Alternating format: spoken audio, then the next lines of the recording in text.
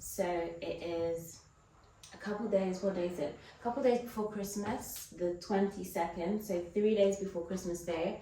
But since we celebrate it on the 24th, so it's actually 2 days before Christmas Day.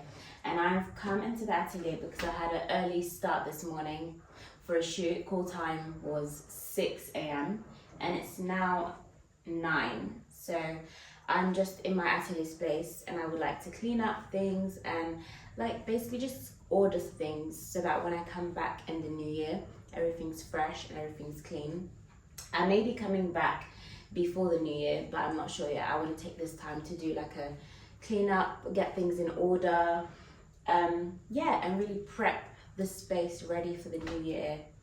And that's what I'm going to be doing this morning. So yeah.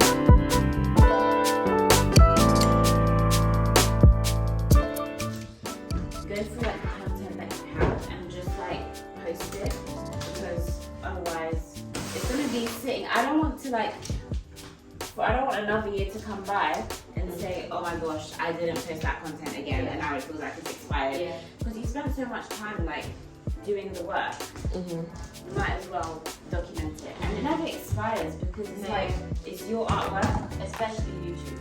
Yeah, and when you have more time during the like winter holidays, like the Christmas period, you might as well.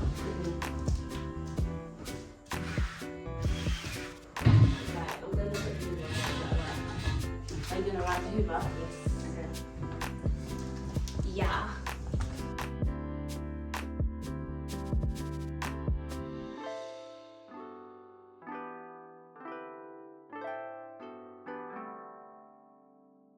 I feel like this fills up your body the best. I think it's 8. You know, like with this design, because it is like draped, I find that when you wear like a size down, it gives you that cinched in waist and it goes. Can you put the shoes on?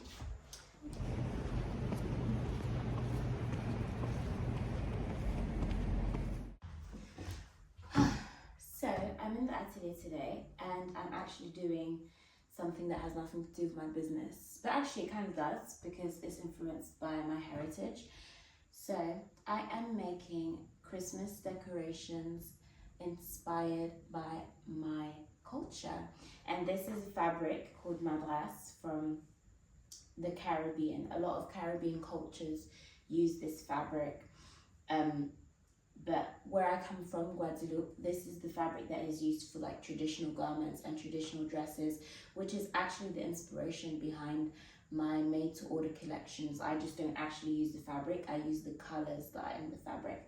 So this is the second year that we've had a Creole Christmas, but this year I wanted to be a bit more intentional about it. And also, since I'm documenting my passions, I want to actually document it. So I think I'll take you guys along and show you what I'm doing. I found like little pieces like this to hold on the candle holder and then also do the ribbon. I think I'll probably put the ribbon on the candle stand instead of the candle. And what I'm doing is I'm making pieces like this, small little bows. This will sit on the Christmas tree, so I need to make several of those.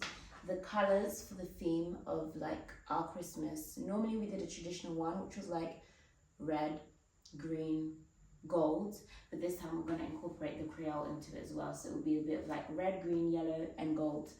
And I'm going to make some napkins for the table so that we can do some cool folds. And then I also, last year for my business, made Christmas crackers. So I want to use this template to make the same thing in the madras fabric, which I've printed out of paper. And also on the table have cute little like Christmas tree ornaments like this that is also made out of the paper. So it's just a day, an afternoon of being like fully creative, and I have the fabric. My mom should be coming to help me later so that I can get it done quicker, but I'm excited to do this. And then when we have things like this, then we can reuse it every single year, or like for whatever other reason. And then I can do like cool pleating techniques with it, inspired by like the hats that is from my culture as well.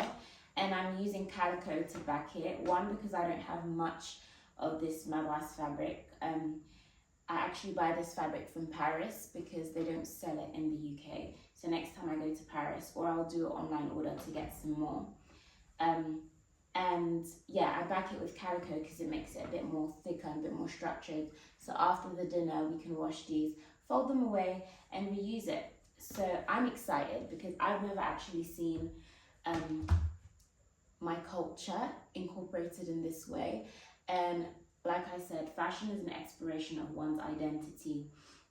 And I'm diving deeper into understanding like my roots and where I'm coming from. And I'm loving implementing it into aspects of my everyday and the things that I do. And since I'm documenting a bit more about my like other creative passions, this tablescaping thing will be cool. So I'll show you guys. This is the frame that I have in my atelier that shows the headpieces from my culture. So these are les têtes créoles, which shows the different hats and different pleats and techniques and styles and what they mean. I've translated them into English and it's quite cool, but this is also one of my design inspirations. So I'm excited to bring it into everything else. Since we're having a Creole Caribbean inspired afternoon, I think it's only right that I put my Begin vinyl on. I'm so happy that I was able to get this. This was like a one-off piece in the sense that I got this from Paris, and they weren't recreating it again. So I wanted to have this because it's kind of like a nice artifact to have. This music is from my culture, and the cultural dance that they do, which is called La Begin, inspires my work as well. So having it in my atelier space is very nice to have like little pieces that reminds me my influences, my inspiration. So I'm going to turn this on. So just like when I make my pieces, I've made a pattern for the napkin. Initially I made a small like 12 version, and I saw that this was way too tiny to be able to create like all the pleats, because after you start folding it and then bringing it in, the napkin becomes like very small. Like it's okay, but it was too small for what I wanted. I wanted something that we could use again and again and do different pleating techniques. So therefore I'm making a massive one that can be folded. So I'm going to use this pattern and then I can cut it out in the fabric.